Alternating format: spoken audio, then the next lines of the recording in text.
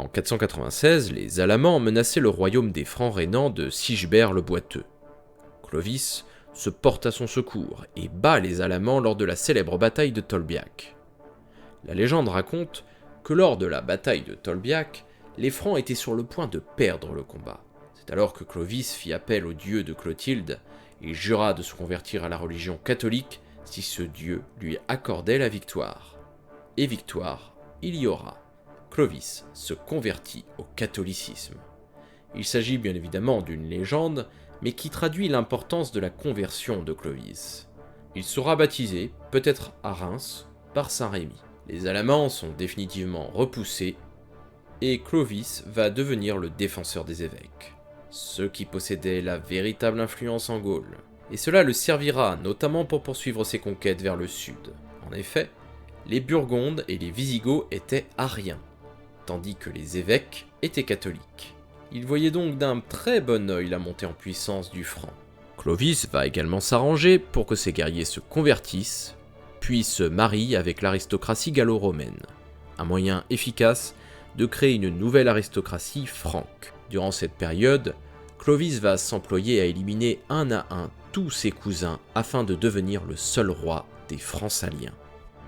Il mènera ensuite en 498 une campagne en Burgondie pour aider Gondgisel, qui gouvernait le nord, à s'emparer du royaume de son frère, le roi Gondebaud, au sud. Mais ce sera un échec. Gondgisel est finalement exécuté par son frère Gondebaud, qui prend le contrôle total du royaume. Clovis fera alliance avec les Bretons. Il était désormais prêt à poursuivre ses conquêtes. Il mènera une campagne contre les Alamans pour les écraser définitivement, puis en 507, il décide de s'attaquer aux Visigoths.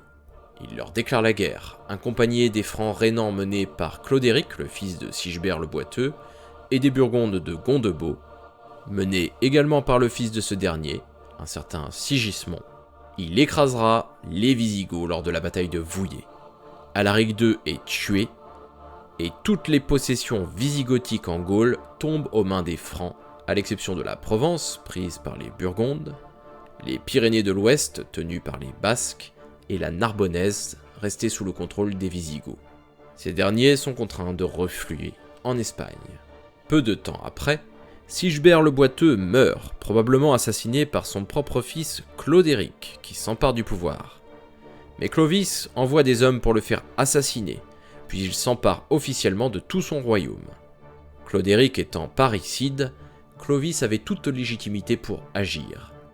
Il réunit ainsi tous les royaumes francs sous son autorité. En 508, Clovis réussira même à se faire officiellement reconnaître roi par l'empereur d'Orient. Il fait de Paris la nouvelle capitale du royaume et appliquera la loi salique à partir de 510. Cette loi prévoyait notamment que le royaume serait partagé entre ses héritiers mâles à sa mort. Le roi devient le protecteur de son peuple. Des administrateurs centrales gouverneront les différentes provinces. On les appellera les palatins. Le système d'organisation des Mérovingiens était le suivant.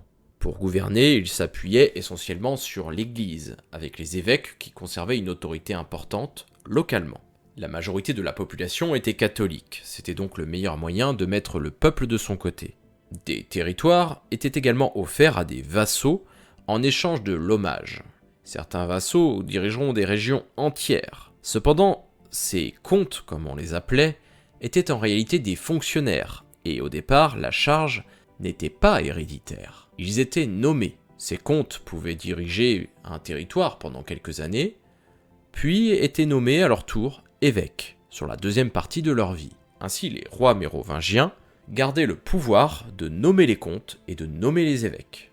Au départ, il s'agissait donc de sortes de fonctionnaires avant l'heure. Concernant la population du royaume, elle se divisait en 3 ordres qui se maintiendront pendant tout le Moyen-Âge et jusqu'au XIXe siècle.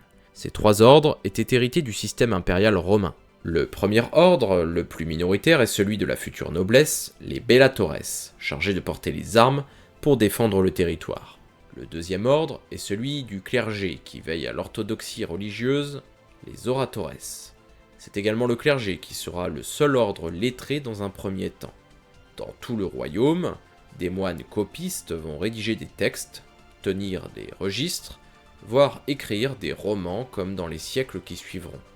Le roman de Renard ou la célèbre légende du roi Arthur et des chevaliers de la Table Ronde en sont un exemple. L'ordre des oratores se divisera en deux, ceux qui vivent dans les monastères, l'ordre régulier, et ceux qui vivent dans les églises, l'ordre séculier. Le dernier ordre est celui qui représente plus de 90% de la population, les laboratores, ceux qui travaillent, le futur tiers-état, qui sera composé essentiellement de paysans, d'artisans et de marchands. Les paysans se divisent eux-mêmes en deux catégories, les vilains qui possèdent leurs propres terres, et les serfs qui sont esclaves de leur seigneur. Cette structure en trois ordres sera véritablement actée à partir du milieu du Moyen-Âge. Clovis Ier mourra le 27 novembre 511 à Paris. Le royaume sera partagé entre ses quatre fils. Thierry Ier, véritable franc et le seul adulte, héritera de la plus grosse part du gâteau. Il sera nommé roi de Reims, tandis que les trois autres fils, trop jeunes pour régner, resteront sous la tutelle de leur mère Clotilde.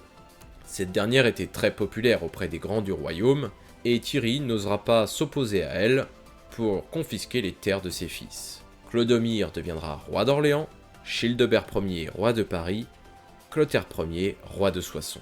Sa fille Clotilde épousera quant à elle Amalaric, le roi des Visigoths, qui récupère ainsi en dot la région de Toulouse. En 511, Gondebaud ne pourra pas maintenir ses possessions de Provence qu'il perd contre les Ostrogoths.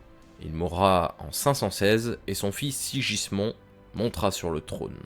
En 523, Clotilde, l'ancienne femme de Clovis Ier, considère Sigismond indigne de régner. Ses trois fils, Clodomir, Childebert et Clotaire, attaquent la Burgondie. Sigismond réussira à fuir, et une garnison franque sera placée en Burgondie. Cependant, le frère de Sigismond, Godemar III, s'empare du pouvoir et reprend le contrôle du royaume. Sigismond sera livré à Clodomir qui le fera décapiter. Sa femme et ses enfants seront jetés dans un puits. En 524, Clodomir, accompagné de Thierry, lance une nouvelle campagne en Burgondie, mais il est tué lors de la bataille de Vézerons. Clotaire et Childebert font assassiner les deux fils aînés de Clodomir pour s'emparer de son royaume dès 526.